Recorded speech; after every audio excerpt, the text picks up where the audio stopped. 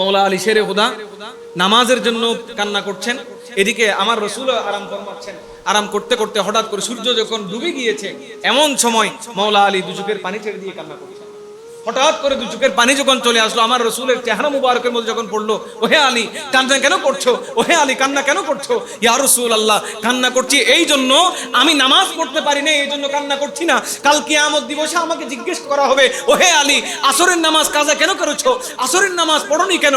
ওই সময় আমি আলীর বলতে হবে আমার রসুলের জন্য কাজা করেছি। কাল কিয়ামতে আমার রসুলের উপর অববাদ আসবে, সেটি আমি আলী সহ্য করতে পারবো না, সেই জন্য আমি আলীর দু চোখের পানি দিয়ে চলে আসছে। বড় করে বলুন সুবহানাল্লাহ।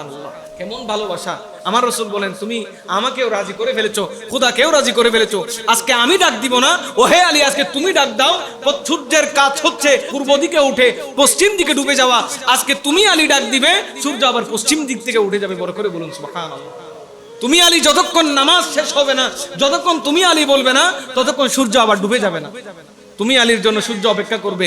ওই দিন ইতিহাস রচিত হয়েছিল, মওলা আলীর আসরের নামাজের জন্য সূর্য আবার পশ্চিম দিক থেকে উদয় হয়েছিল। বড় করে বলুন সুবহানাল্লাহ।